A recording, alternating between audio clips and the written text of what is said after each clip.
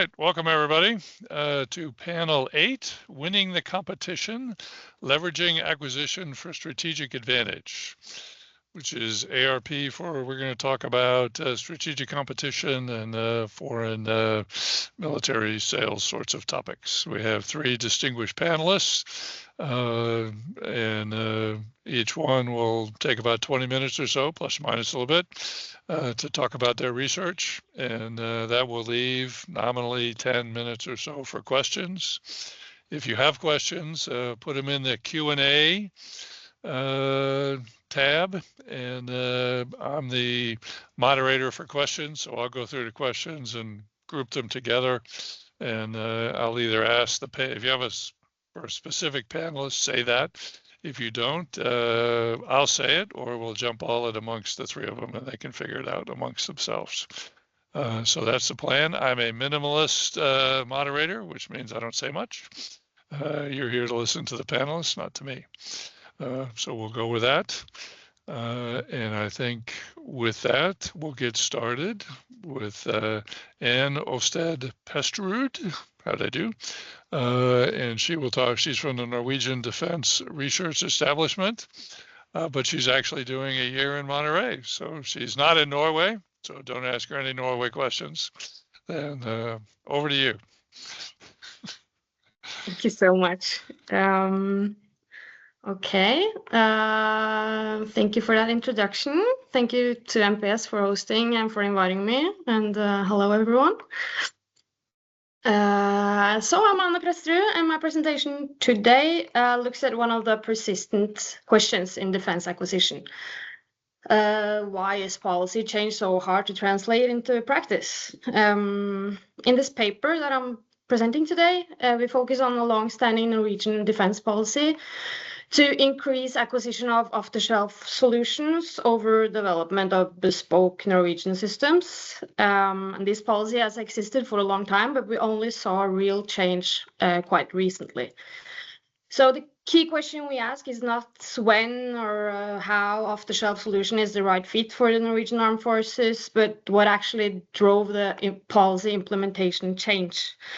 And just a quick note before I go further into my presentation, the policy that we're discussing is not a major or disruptive reform for the Norwegian sector. It's smaller, and this means that the findings from the study can't be automatically generalized to implementation of larger or more disruptive reforms, but it did require changes to established practices, organizational culture, all key actors in the acquisition system. So the fact that the policy at the same time was relatively concrete, measurable, and remained in place over time allowed us to actually study it. And hopefully the insights from the study can inform future reform work. So next slide, please. Yes. Some context first. This is Norway. It's a small country, as you can see, only 5 million people, with a very large neighbor to the east, located in the high north, bordering Russia. Norway has been a NATO member since the very beginning. But like many Western countries, we went through a long period after the Cold War where defense was deprioritized. There was very little appetite in the population to spend money on armed forces, and the defense budgets, they just keep getting tighter and tighter. However, in the last decade, and especially after Russia's actions in Ukraine, the security environment has fundamentally changed, and now budgets are rising. And rearmament is very high on the national agenda with all of us. So this shift has really created a strong pressure to deliver military capability faster. And one policy tool that has been repeatedly promoted to meet this challenge is increased use of off-the-shelf acquisition, meaning buying already developed solutions commercially or from allies instead of developing unique national systems or doing lengthy and extensive modifications to meet national requirements. Next, please. So Despite repeated policy signals regarding this policy tool, implementation remained limited for years. We kept spending large share of our relatively small budgets on national solutions in lengthy programs, and we saw that they often had delays and cost overruns. And actually, this lack of response to policy signal is not unique to this policy. It's not even unique to Norway, and it's not even unique to the defense sector. In Norway, we kept seeing this pattern of persistent acquisition challenges, such as extensive delays, and then policymakers issuing new policy responses to meet the challenges, but often limited actual change in practice. What's interesting is that in this case, measurable change actually did happen. In the years after 2019, we find that the acquisition portfolio consists of more off-the-shelf projects. As you can see in the chart, the changes are not huge, but that's mainly due to the slow pace of the portfolio.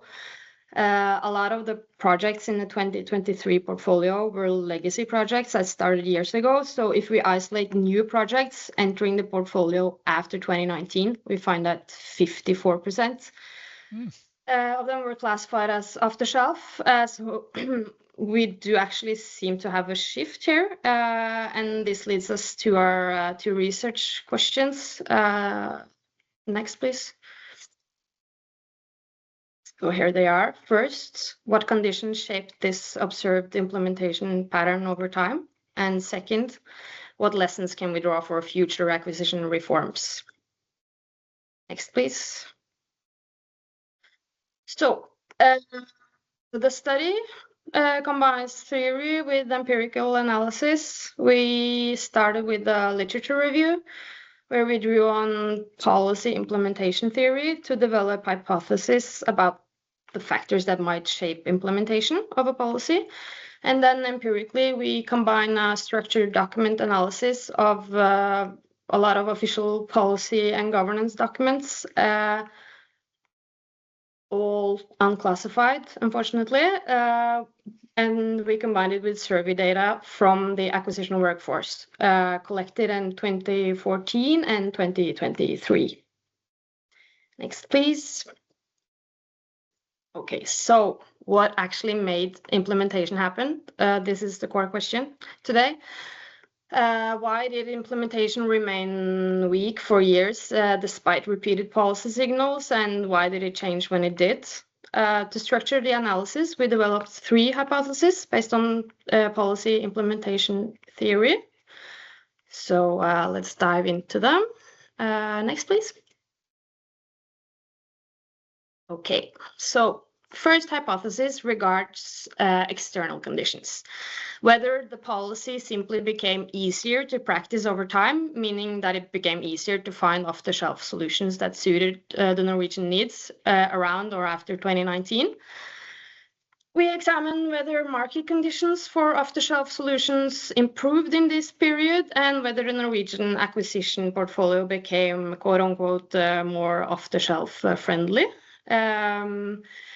We find that evidence for this is weak. The net effects of market developments is unclear, as the defense industry has been growing a lot the latest years, but also demand has been growing even faster.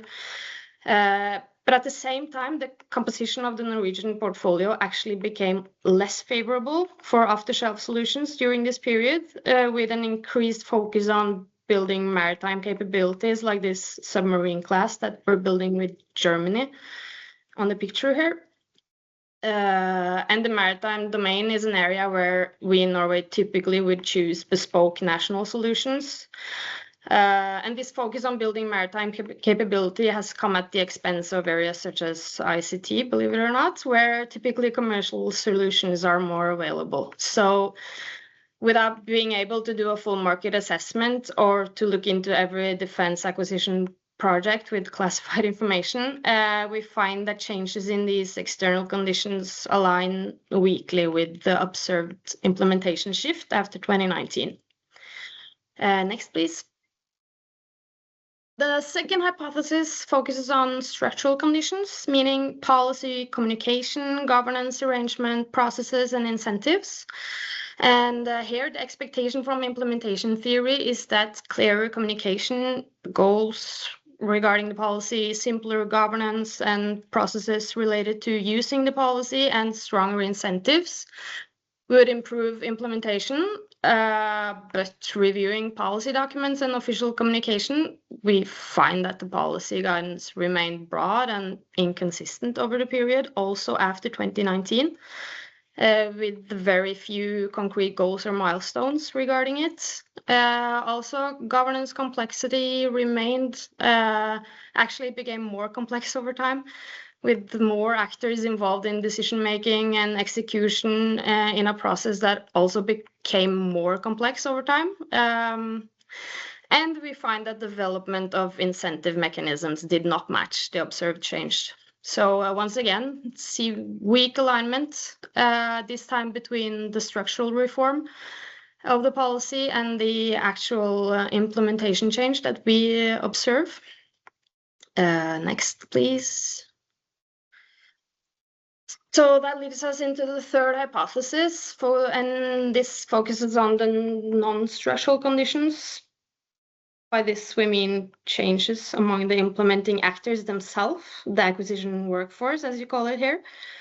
And here we find stronger alignment. We do actually find a shift in how the actors view off-the-shelf solutions from our survey in 2014 to the one in 2023. Illustrated here by this chart that shows the change in how the actors responded to our survey, where they were asked whether they agree or not to the statement that when we buy major weapon system, we cannot choose off-the-shelf solutions. So in our data, we also find that by 2023, the acquisition actors were confident that the off-the-shelf solutions were feasible, and they reported acting in line with the policy, regardless of policy governance structure. And a large portion of them actually reported that they would make decisions in line with this policy, regardless of top-down pressure. So there's been a change. What could have caused this change? We know that the structural conditions haven't changed, as we saw on the last slide. And we do not find substantial changes in key characteristics, such as experience, that the acquisition workforce, they look largely the same. So what could have caused the change in their perception to the policy? Next, please. So the literature on this field claims that actors that perceive a policy as meaningful will be more likely to implement it. And here comes an important point in our paper. The justification for this particular policy did shift over time from primarily being pushed as a measure to be more cost efficient, to save money, to being linked much more closely to the goal of enabling rapid operational effect in a time where this is seen as very important by most of us. So we suggest that this shift could have increased actors' feeling of meaningfulness towards the policy, and thereby their willingness to implement it in practice. So they make other decisions because their feelings towards the policy has changed. Next, please. To sum up, the policy existed for years. Implementation changed only after 2019. The evidence that we have available aligns most strongly with changes in how the implementing actors, the people, perceive the policy, not with changes in structures or external conditions. And this indicates that factors outside the direct control of policymakers can impact whether a policy actually succeeds. And this may seem unsettling to some, maybe particularly to the policymakers themselves.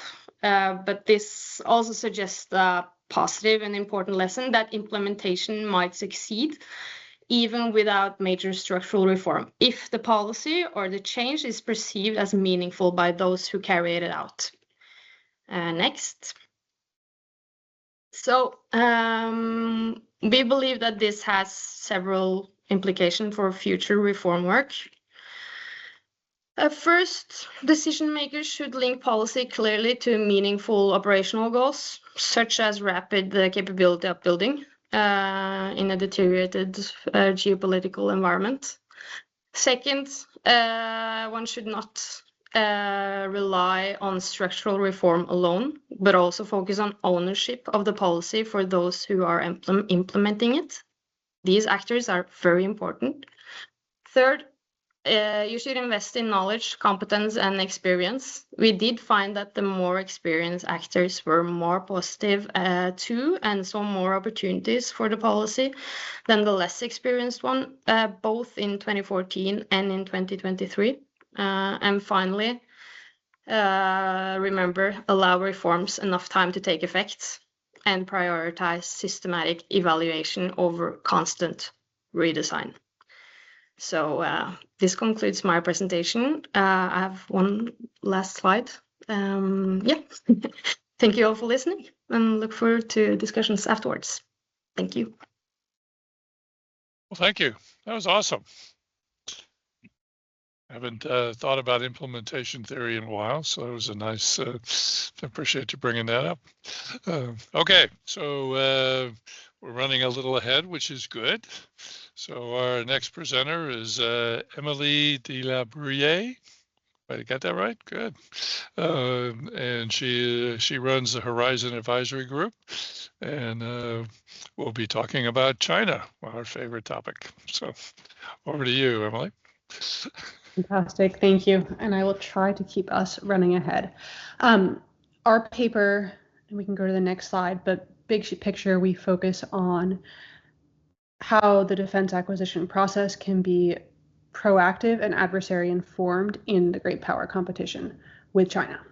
So quick overview, we are in a pacing competition with China. Thus far, the defense acquisition process and the US defense posture more broadly have leaned more towards the reactive defensive end of the spectrum, responding to capabilities China develops and demonstrates, and defending against those rather than the other end of the spectrum, which would be preemptively understanding where China is going to go or projecting where China is going to go, and also working to shape the adversary as opposed to being shaped by it. So in our paper, based on that problem, we lay out a framework for how a more proactive adversary-informed acquisition approach could work based on the Chinese planning system. So the 5-year plan, which generally everyone knows about and is that like high-level strategic document that drives the rest of the Chinese governance systems, but then the governance system that falls below it as well and that shapes civilian and military S&T development and other modernization efforts. So based on understanding that planning process, how we might develop the US as a system, a framework for, again, proactive adversary-informed acquisition. So if we go on to the next slide, just starting with a look at what we diagnose to be the problem as it currently exists, the more defensive reactive posture that the US has adopted.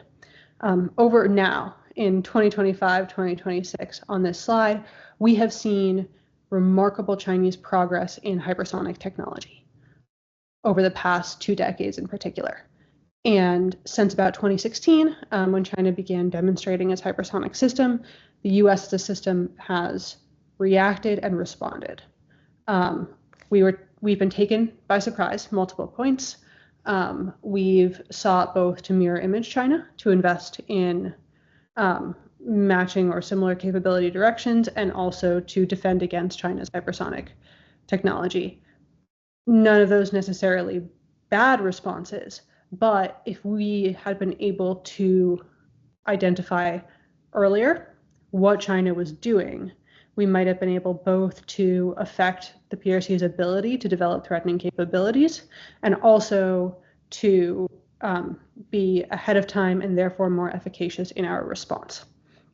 And there is a way we could have, and maybe we did, but we could have identified early what China was doing. In 2006, China released the medium and long-term plan for national science and technology development, or the MLDP, which spelled out for the 2006 to 2020 period what China's S&T ambitions would be. And that plan laid out 16 quote unquote major projects. 3 of the major projects were classified, but even in the open source, information on those is available. And one of those 3 classified projects focused on hypersonic weapons technology. And the PRC advances that came out since then and have taken the US by surprise, really like starting 2016 to present, and are now driving massive US resource allocations, date back to that 2006 development. And in that year, were seen as being elevated, and therefore you could make a very safe assumption that these would become a massive capital investment and therefore military capability for the PRC. Okay, so if we go to the next slide, what does that actually mean? How could you take this one case and apply it more generally? That starts with understanding the PRC governance system and how ambitions are determined, how and when ambitions are determined, resources are allocated, and programs are initiated. And that governance system starts with China's national level 5-year plan. 5-year plans, as the name suggests, are released every 5 years. The 15th, the most recent, was released in March of this year. So we're just entering a new 5-year plan period. And these documents themselves in their public form are boilerplate, don't necessarily give a lot of detail or say a lot, but they kick off and they drive the larger national governance system, military and civilian and military civil fusion, national and local. And therefore understanding them and what they drive is critical to understanding big picture and projecting big picture what the PRC is doing. So just a couple process points. The 5-year plans are released in March of the first year of any given 5-year plan. Work on them starts about halfway through the previous 5-year plan. Work initiated with a review of progress to that point on that 5-year plan. So halfway through the 14th 5-year plan starts review of the 14th 5-year plan, and then shortly after that, research on the 15th.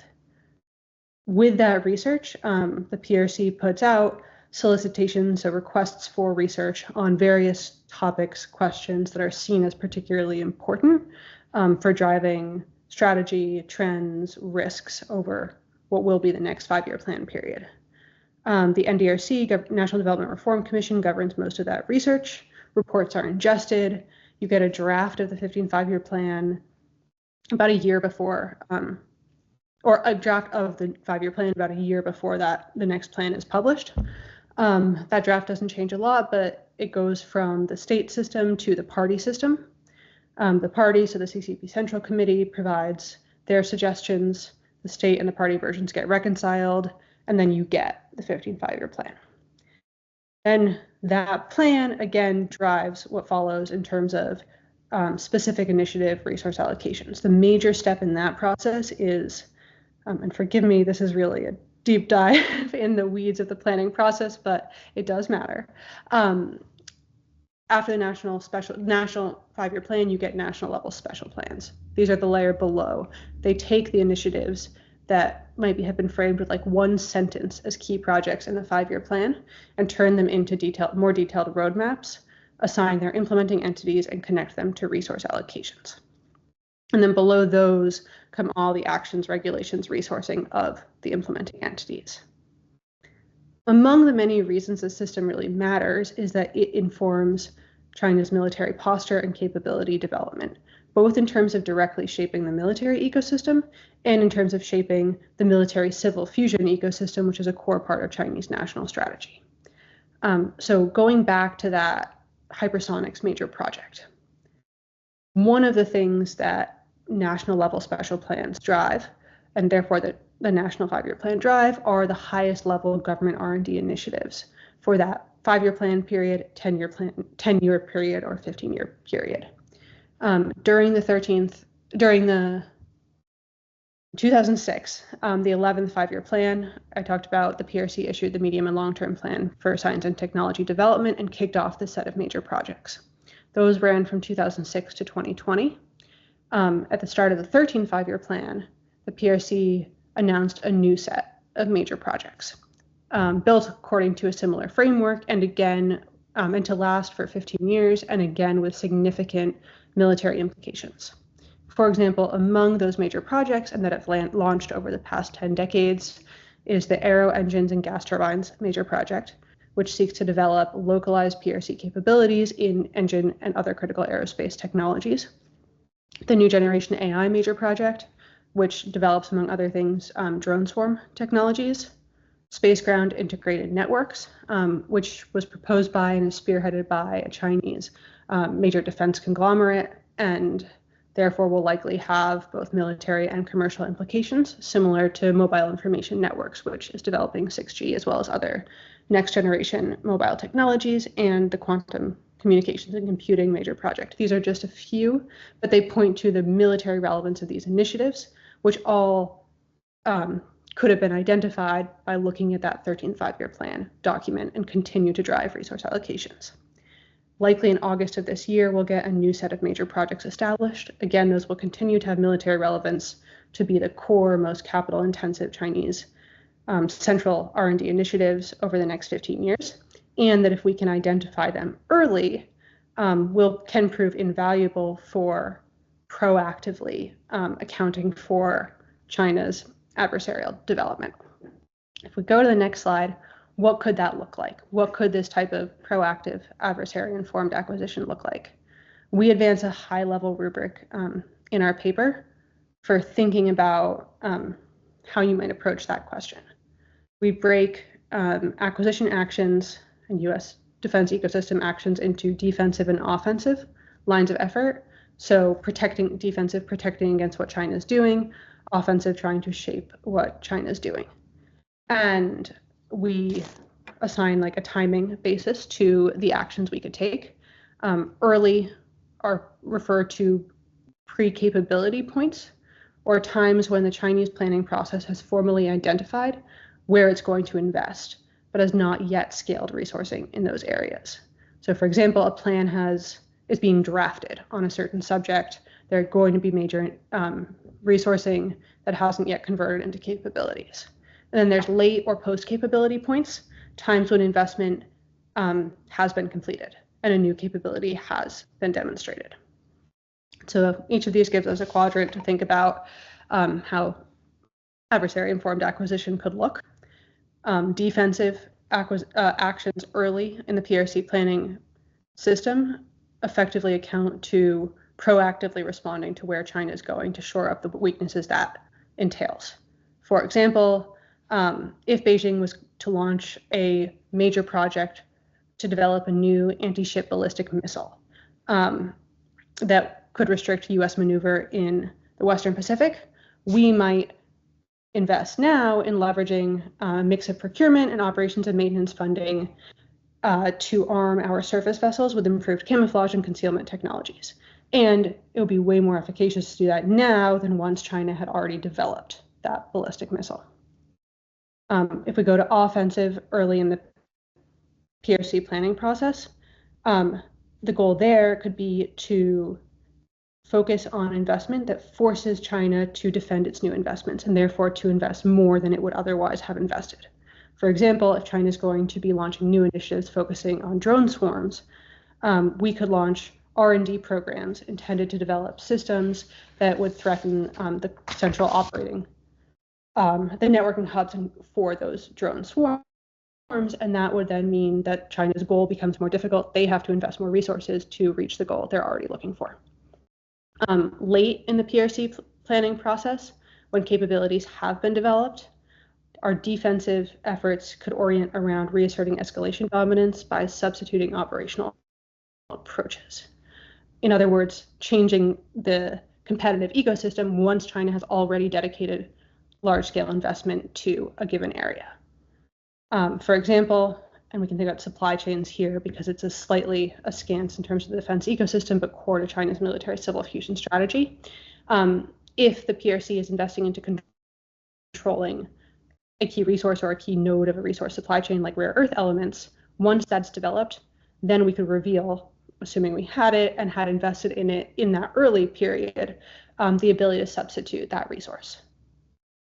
In its own right, that substitution would be critical because we would have proactively defended against what China was doing. But by demonstrating this late, we would also have encouraged the PRC to complete its investment in a now less threatening capability and therefore expend additional resources. And finally, offensive late. Again, this is when China would have already demonstrated a capability. And here we could demonstrate offensive capabilities that invalidated Chinese investments. Again, in the supply chain case, for instance, we could unveil an electromagnetic pulse weapon that could target counter-value industrial base capabilities. So places where that rare earth capability was being incubated, and therefore place at risk the basic premise and foundation of that new PRC capability that, again, had already required extensive investment. These are all notional examples.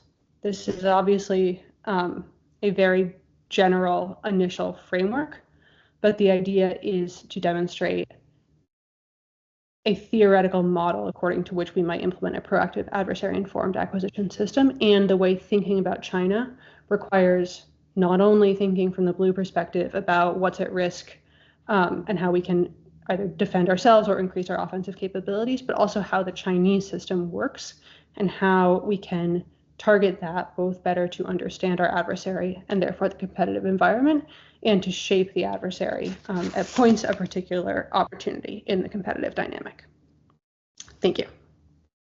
Excellent. Excellent. I like that. Okay, so just so you all know, there's, excuse me, 165 people now online. So garnering quite a bit of interest here. So lastly, we have Jerry McGinn from CSIS. He'll be talking about the FMS process, my least favorite process. Go ahead. All right. Hopefully I won't drive away the crack. So great to be with everyone. All right. Okay. Super. Well, I'm talking about defense acquisition and contracting approaches and the implications for foreign military sales. This is part of a grant we're doing for the Defense Security Cooperation Agency. So let's dive right into it.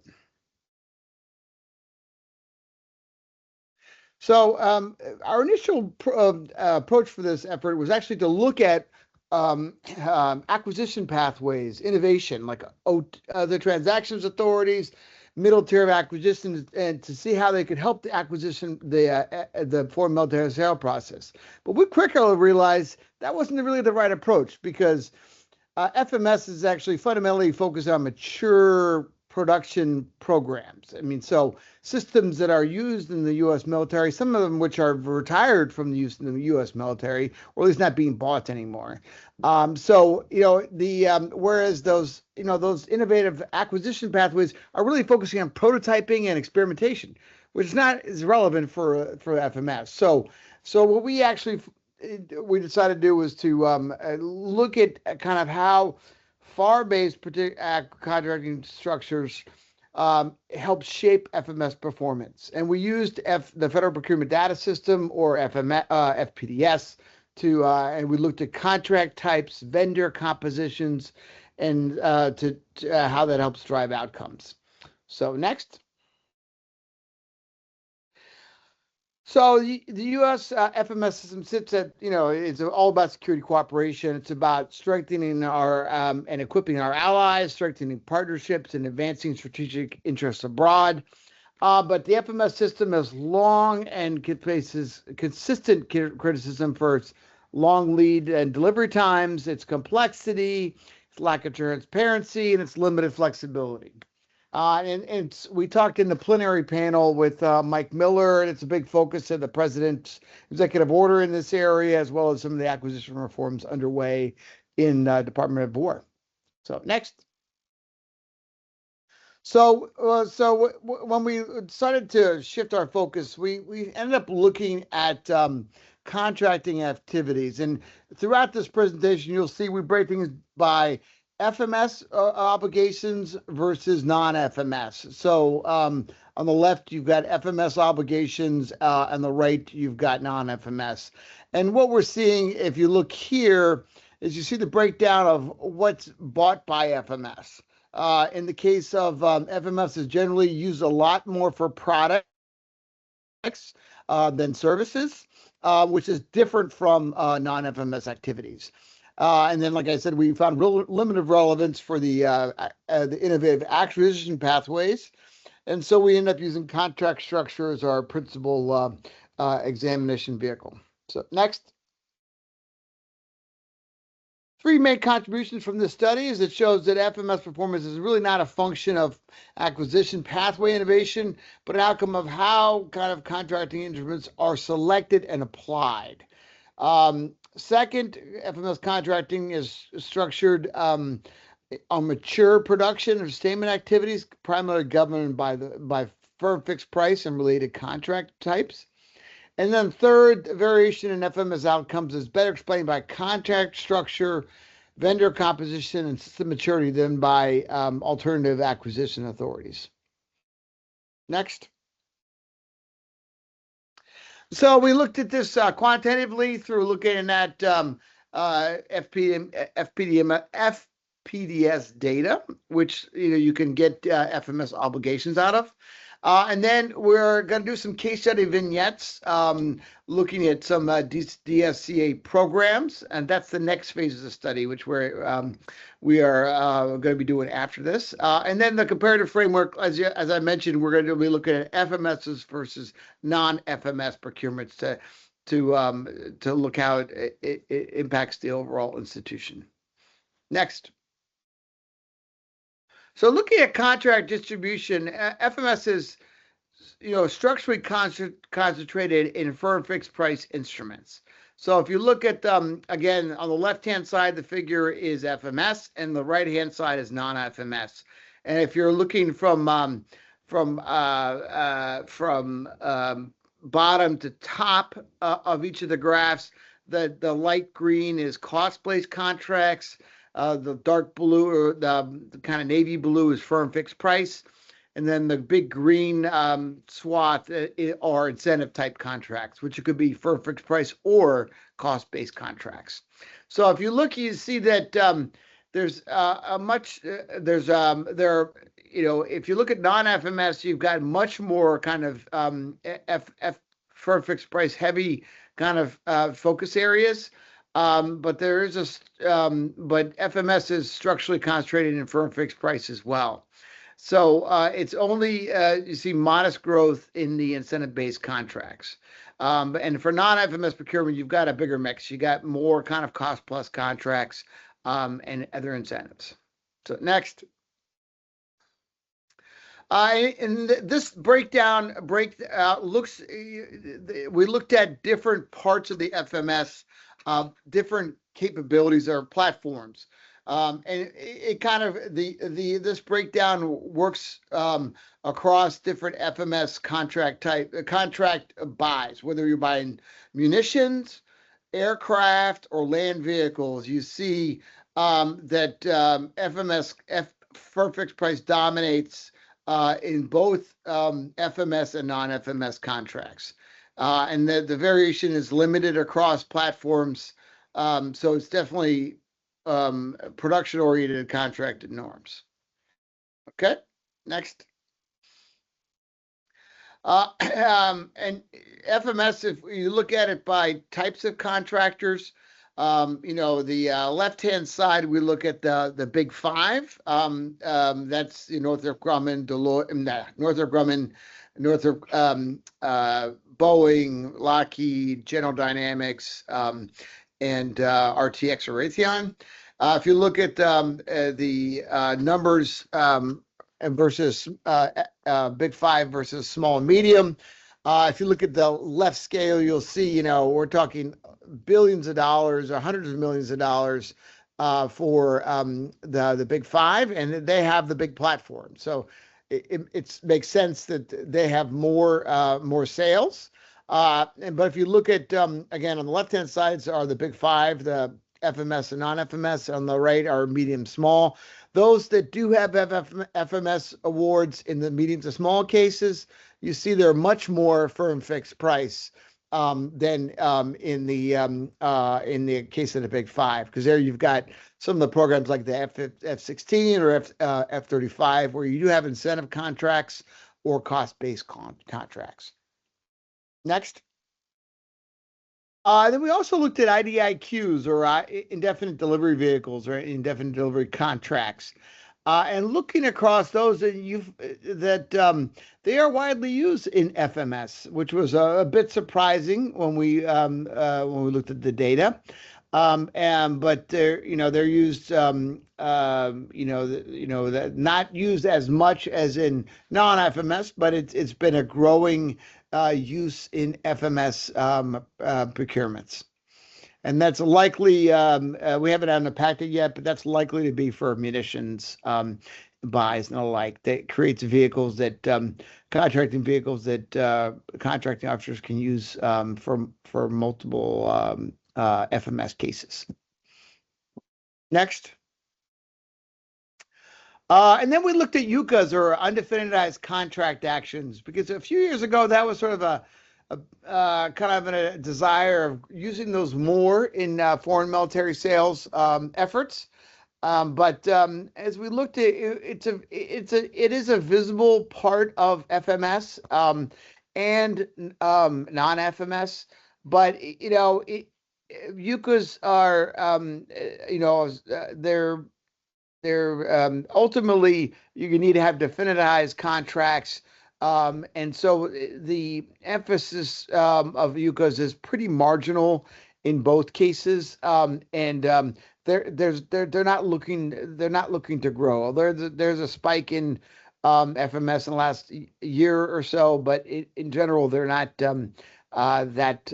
used that much. So next.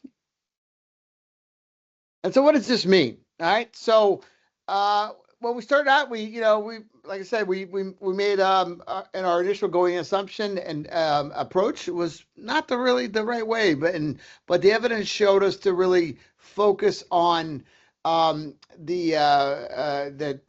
focus on contract types, and that outcomes are shaped by contracting designs within the FMS system, within the FAR. And it's, because FMS is dominated by the production, sustainment, and execution of mature systems. So what does this mean for reform? Is that you can focus improvement on existing tools to strengthen firm fixed price pricing and cost realism, maybe enhance incentive contract design to better align performance, and better leverage IDIQ structures for more flexibility and responsiveness. So so that's some of the implications. So next, there's one more slide. So it's the key. Oh no, go back. All right, so 2 more slides. So key takeaways is that FMS performance is primarily shaped by the structure and selection of FAR-based contracting approaches, as well as the competition in the industrial base. FMS relies heavily on the large prime contractor because those are the producers of the platforms. The other companies obviously participate in those big programs as subcontractors, but the contracting actions are done through the large primes, principally. And then as well as FMS is focusing on kind of production systems. There are, as we talked about briefly in the in this morning's panel, there are non-program of record FMS cases, but those are basically tweaks of new variants of existing systems, like the FMS case for the F-15 to Saudi Arabia was a non-program of record, but essentially was an F-15 that was modified for the Saudis, right? So and then the last key takeaway is one we've talked about is that that acquisition reform tools such as innovative pathways are just not as relevant for at the moment for FMS. So meaningful improvements in FMS outcomes will come from optimizing how existing contract mechanisms are designed and executed. And there's a lot of work that can be done to improve that. But adopting new acquisition pathways is not really the answer. And then finally, where are we going from here? Next slide. So we've done this data analysis. Now we're actually going to move and look at, okay, how did this really work out with specific cases? So we're going to look at a fighter aircraft, and then we're going to look at a rotary wing, likely the UH-60, and then a missile program or two to analyze how did this look at qualitatively in the contracting actions for these systems. So, to help link the contract structure to real world execution outcomes across major FMS programs. So I think that is the last one. The last slide. Yep. So anyway, so that's our work, and look forward to your questions. Perfect. I forgot to tell you guys, this is not the lightning round, but anyway. Oh, we were a little fast on you? Okay, so there's 157 people, so we tried it a few. So I have one Q&A online, so 157 people, please start asking some questions. I'll ask the one online just a second. But first, I have a question for Emily. I have done a lot of American strategic planning. And like a lot of things in life, the success isn't the plan. The success is the follow-up from the plan. And the one thing that almost always fails in my limited experience is the follow-up. We write this great plan, everybody's happy with it, and then we never look at it again. How do the Chinese do in their strategic planning in terms of, okay, they write the plan, do they actually follow it or not, or can we tell? Over. Yeah, their whole governance system is based around the plan, which is to say that they do follow it. I don't like overstating them, right? Not everything that they say is a goal is going to get accomplished or get accomplished without obstacles, but they are very good if they lay out a roadmap and then continuing to act on that roadmap. And for like the highest level initiatives in the Chinese system, they're not going to say it's a goal or it's a plan or put it at that level unless like they are very confident in their ability to execute on that. So for example, like I talked about major projects, even like before things are set up as that type of initiative, there's a multi-year process in which they conduct like implementation and feasibility studies. And only if they pass that and are deemed to be sufficiently realistic, mature, what have you, do they then get converted into something that gets that really high level plan. So it's not every indicator is a high confidence indicator that it's going to work out. Certain ones are, and you can sort the two. You can know what's like, okay, this is going to get tons of investment. It will probably turn into something versus, okay, let's watch it in case, but it might be a moonshot. Okay, so let me follow up with that. How do they deal with failure? In the sense, I'm a little bit familiar with Chinese gas turbine engines, and they have been, they're not doing real well in that area. They use Russian engines, and I guess those aren't so great either. But they don't have much of a domestic, and have not had much of a domestic capability there for a long time. So how do they deal with that in terms of their planning? Does that show up, or do they not talk about it because it makes them look bad? Over. It does show up, which is super interesting. So like my hypothesis, like on a lot of things, was going into this research and other research was that it wouldn't show up. It would kind of just be skated over. Yeah. But they have like a very strict evaluation system, and that means that, and there are indicators that are set up for any high-level initiative. And so something's going to get evaluated, and it will be measured against indicators. And if it fails to meet those indicators, then there are adjustments made. And so one of the an example is in aero engines. One of the big R&D initiatives, of the past 2 decades was intended to develop large aircraft and aero engines. And obviously the aero engine thing didn't pan out, but first you got like that project ended up a little behind schedule, but got like extended to give more time for not just engines, but other localized components.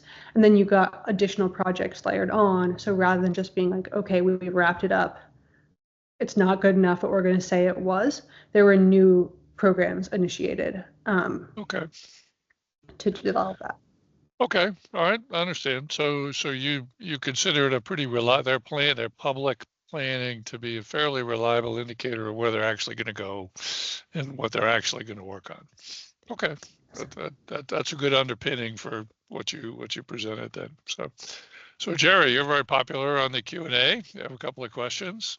Can you see these? I published them, and I don't know what that means exactly. Yeah, I can see them. All right. Okay, so the first one was anonymous user. What happened in 2013, non-FMS, that created so many firm fixed price contracts? Slide 7 seems out of place. Oh, okay. For the Glastonbury non-FMS. 2013. Glastonbury, can you call up Jerry's yeah, can you pull up that page? slide? Yeah. There we go. So it's Jerry's slide 7. I don't recall the answer. I did ask that question when I saw the data, and I don't recall the answer that I got. So sorry, I don't have an answer for you. But the it was, I think, a big contracting vehicle, kind of with a ceiling, I think, and not necessarily obligated. I have to get back to you on that one. So, but maybe Columbia. Yeah. That's a lot of money. That's it could have been. Yeah, it could have been obligation of like Columbia at that time. Yeah, something like that. Okay. Yeah, I missed that first time around. Good question. Yeah. So your other question is move away from acquisition. As far as the place sign agreements, purchase and constant change. That's mature systems. So for everybody else, let me read it.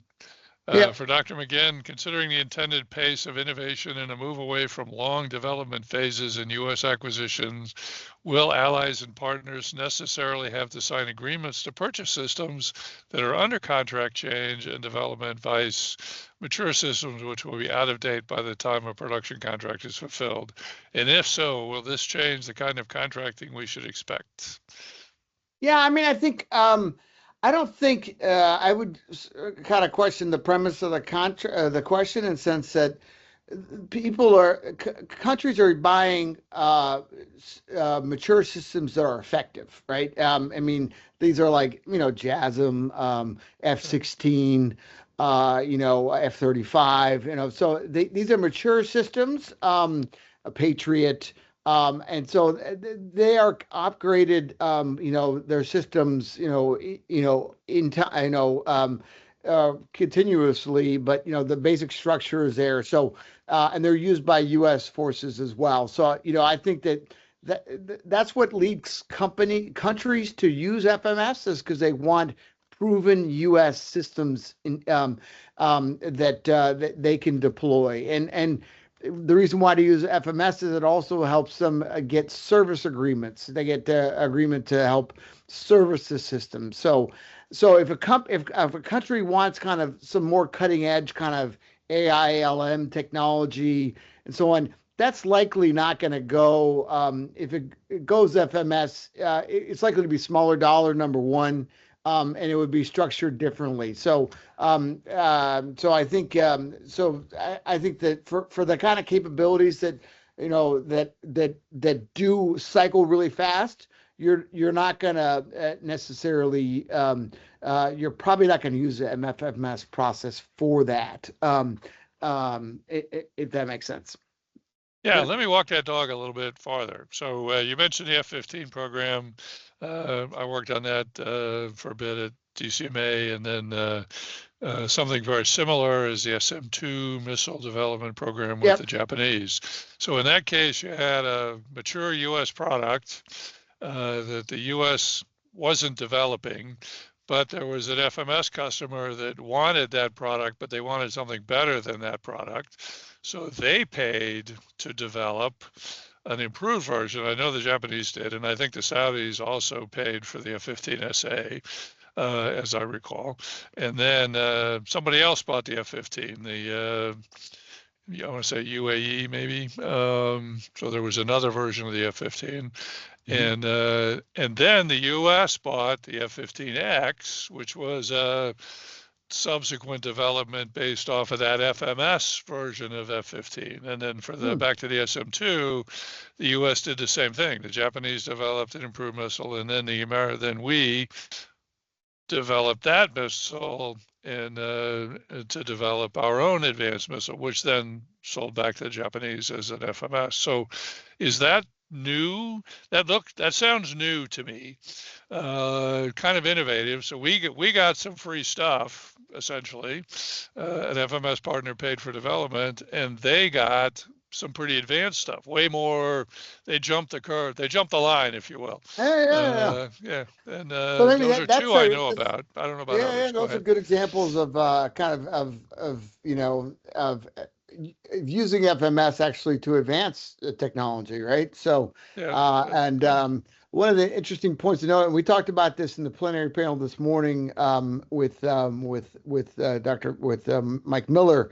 So one of the focuses of the acquisitions transformation strategy is on building more exportability into systems, and the best way to do that is on the front end, because in the cases you cite are, after a program is mature, it requires a country to make a big non-recurring engineering investment to do this kind of change for a system like the F-15 or the like. And so some countries will do that, but it's rare that that's the case, right? So, but I think it's good. That is a very good example.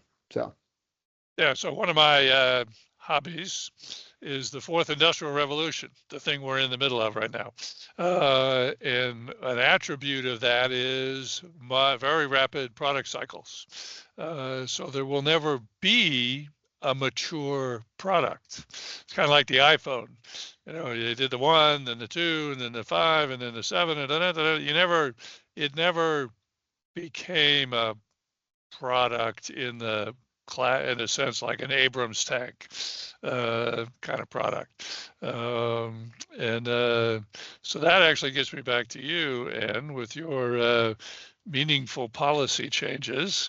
If I'm a foreign country and I don't want to develop my stuff in-house, I want to go outside, and I'm living in the fourth industrial revolution where principal arms suppliers, US being one of them, is now jumping onto this. Okay, we're going to update that product every 6 months or 18 months or whatever the cycle is, but not every 10 years.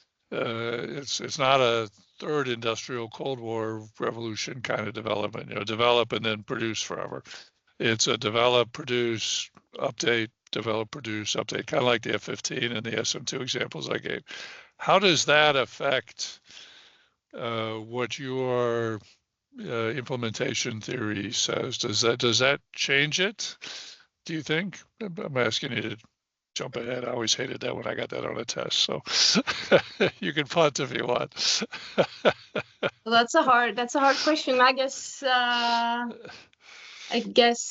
I would say, for a small country like Norway, we have such a limited budget that we have to do really good portfolio management by choosing what kind of system that we go into and jump into those kind of cycles on, and where we just buy the minimum requirements and be really smart about where we spend our money and what kind of technology lines we jump onto, and where we just have to accept that, okay, this is the best we got, commercial drones. I don't know if that answers your question, but I think good policy and getting the people that execute the policy invested in this way of thinking, not project by project, but the whole portfolio and what we're trying to achieve with the limited budgets. That must be the key, I think. Okay, because I'm thinking, again, if I go to the commercial world, one of the early decisions people have to make, whether they know they're making it or not, is which ecosystem do you want to be in? Do you want to be in the Apple ecosystem, or do you want to be in the Android ecosystem? Or, and once you buy into that, it's hard to leave it. You're not buying a particular product like Jerry's talking about. I'm not buying an F-15 SA to be maintained for 15 years, but I'm buying into an ethos and a product line portfolio like you described. I like that, of Apple stuff or Android stuff or whatever it is. And then I'm kind of stuck with that. Now, on the flip side, I know it. It's interactive. It's designed to be together-ish, and so I may not be doing sustainment in the classic sense, but I am maintaining my technologic growth advantage. I don't know if that's a question or not. I think it's back to you, Jerry. So, I mean, we're not doing what we used to do in the Cold War, which was make something and then build it for 50 years. How do you think, and I think my question for you was in the FAR, what did you mean by FAR-based applications? I guess that means firm fixed price production contracts. Was that what you were trying to say? No, I mean, in general, all the innovative efforts are really focusing on, prototyping and experimentation, in terms of contracting. There are kind of OT production contracts, but they're really not used much. Mostly you transition to FAR-based, and so the level of kind of contracts for in the FMS world are principally FAR-based contracts. So and there's quite a bit of flexibility in them. The FAR gets a bad name in my view, in some ways, because you can create incentive contracts and as well as firm fixed price to drive, depending on the outcomes you want to drive. Okay, a couple questions for you, Anne, that I just published. One is, how do you communicate to the workforce that a plan is actually meaningful and not just cost saving? And then the other one is there any other catalyst besides higher level adoption of new policy to help change culture? Those are two that are in the published Q&A side of things. Well, how to communicate to the workforce that plan is actually meaningful and not just cost saving. Well, first of all, I guess it has to be. And that's so much easier now. I mean, it's a scary world we live in these days, but for our sector, I guess it's at least interesting, and it's easy to get people involved and understanding of how important it is, the work we do and the build up. So, but sometimes the link between the policies and the big picture can get lost. So I guess just to communicate it from not just the policy documents we publish every 4 years, or our government publish every 4 years, but get it trickling down to actually the people that are working with this. I would say, be conscious of this mechanism and understand how you can communicate it down to lower layers. Okay. I would guess. And the other question. Is there any other catalyst besides higher level adoption of policy to help change culture? And I'll pile onto that to say there's a phrase out there which is culture eats strategy for breakfast. Yeah. And I think that's what they're kind of getting at. Yeah. I totally agree. It's so important. But I would say, education, super important. Education. How you educate your people and what kind of people you select. Okay. Yeah, but I like that. That's good. That would be the United States Marine Corps. They turn 18-year-old high school graduates into warriors in boot camp, which is 10 weeks long. I don't know how they do it, but the transformation is impressive. And then it sticks for a lifetime, which is even more impressive. And you yell at a 70-year-old Marine and they'll come to attention in a heartbeat. Okay, 2 more questions that I published. One is a comment. Better buying power is interpreted as preferring FFP, firm fixed price, in early 2010s, seen as pushing a lot of risk to the contractor over the government. This for you, Jerry, I guess. Did you find any examples of partners wanting to leverage OTA mechanisms, et cetera, to do prototyping? So there's a little bit of a jump there. Yeah, no, not really, because we were we couldn't really find it much of anything in the way of FMS contracts that use OT mechanisms. So okay, that's fair. So yeah, that's fair. Yeah, well, you want me to do the second question? Sure. Shifts towards that's as U.S. shifts towards being an FMS consumer under the regional sustainment framework. How can we learn from our own acquisition bureaucracy that has delays and lack of transparency that our partners have historically criticized in our own FMS process? Yeah, I think one of the benefits of the regional sustainment framework, which is essentially we're trying to set up agreements with countries in theater, specifically in Indo-Pacific theater principally, but we're actually doing it at other places, is that to set up those kind of activities such as repair or MRO kind of maintenance, repair, overhaul, or other kind of, you have to have a, kind of, there are a lot of export control kind of requirements and so on. So doing those kind of through an FMS case, it helps really, it puts the shoe on the other foot in the sense, which is, I think, the part of the question, the genesis of the question. It makes it harder on the U.S. kind of side of things. So they get a little taste of their own medicine in the sense that so I think, as we move to this more kind of forward deployed kind of response activities, that's going to require,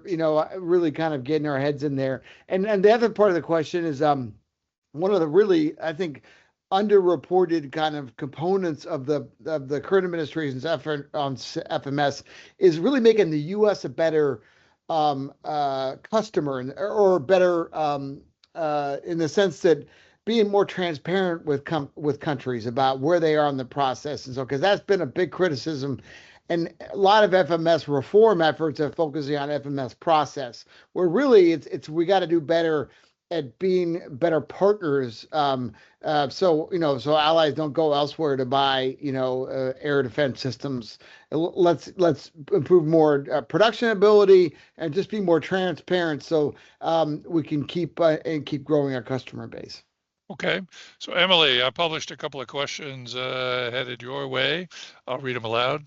How flexible are the Chinese when it comes to changing their plans in response to new real-world threats is one. And then for Emily, given the importance of 5-year plans, does China show any concern about the speed at which they shift priorities?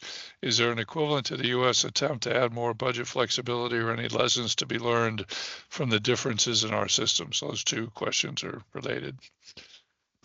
Yeah, and actually, I meant to talk about the responsiveness to external stimuli and did not. So thank you for raising that question. The plans themselves and their implementation absolutely do respond to external stimuli, but their ability to do so depends on when those stimuli happen. So again, to use major projects as an example, the 2006 announced major projects included one that was on domestic software and core hardware components. And that project was announced in 2006, but then it takes some time for them formally to be launched.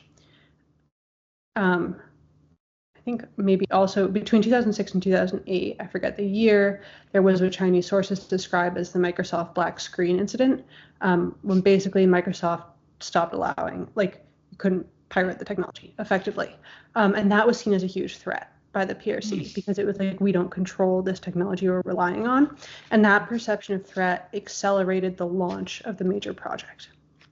So it already existed, but it was hustled through the process because that threat was diagnosed.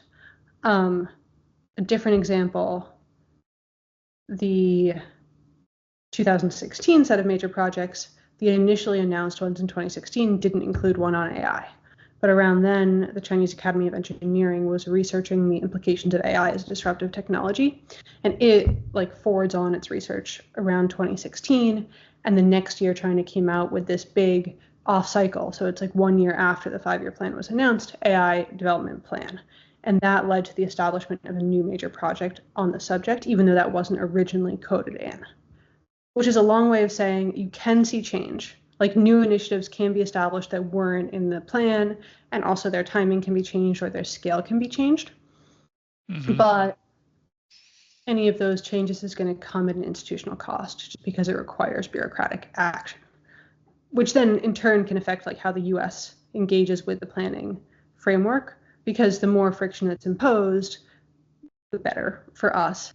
And so like if you can demonstrate capabilities in a way that forces the system to react or to move off of a projected path, then you're forcing more resources to be expended. Okay, good. That makes sense. That does make sense. Question for you, Anne, I think, and it's a follow-up to one I asked, is with commercial products often prioritizing good enough for the market over ruggedized for the mission, how do we manage the liability and mission risk of integrating products that are by design never fully finished? I'm not sure I'm the right person to ask this Okay. question. We'll start with you, see where it goes. Yeah, sure. I would say that our work is sort of less about eliminating risk and maybe more about how you govern and accept risk. That you have to like get your implementing actors to perceive like how the trade-off between meaningful acceptable risk, what that is in like operational context to the budgets, and so yeah, that would be my answer. No, that's fair. No, Secretary Danzig, former Secretary Danzig, wrote a very nice monograph called Driving in the Dark. That was like 2009 or 10 maybe, and he talked about we plan to 30 years, but we're always wrong. We're always wrong. So why bother? Don't plan to 30 years. Plan, oh, this sounds very Chinese, to 5 years, because we can plan for 5 years. We're pretty good at 5 years. We're, 80% of the way, right? So definitely don't go past 10 and make things 5-6 years and plan to that, which really goes to the heart of that question about commercial products, because they only last 5 or 6 years, but then you have to replace them. So you don't have that surety of once I buy that Abrams tank, I can drive it around for 50 years and be okay. So that's an issue. Okay, that's good. We have about 3 minutes left. This really gets to your point, Emily. Does the U.S. have a way to adjust our long-term plan, acquisition strategy, to be more flexible based on China's 5-year plan, which I think is the whole point of your paper? You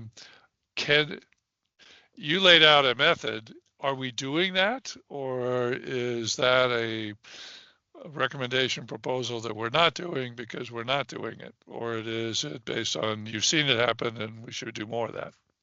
Over. To the extent that I can answer that question, I think like we are doing it to some degree. For example, like Golden Dome is in some ways a response to China's hypersonic capabilities.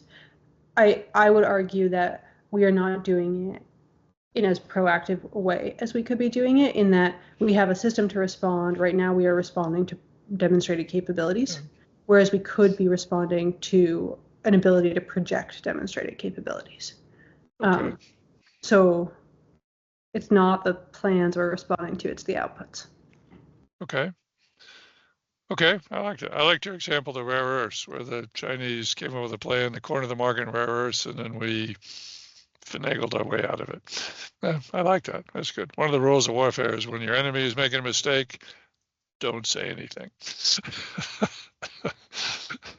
Okay, 2 more questions. Go to Greg Sanders. I want to publish this thing.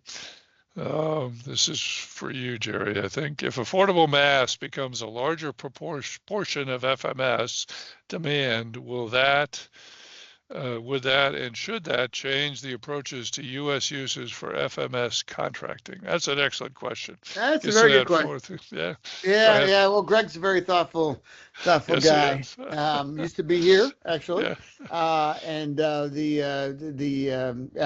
think it could actually, but I guess if if affordable mass, becomes like what it's intended to be, which is scalable, quickly producible systems, selling them for a fixed price should be easier, right? So I don't know if you need different contracting approaches. Okay, well, we are out of time. This has been excellent. Thank you three for your insightful papers. Excellent work, and we did have an excellent discussion afterwards. So thank you for your time, and see you on the flip side. Take care. Yeah, thanks very much. Thanks everyone for their questions. Bye-bye.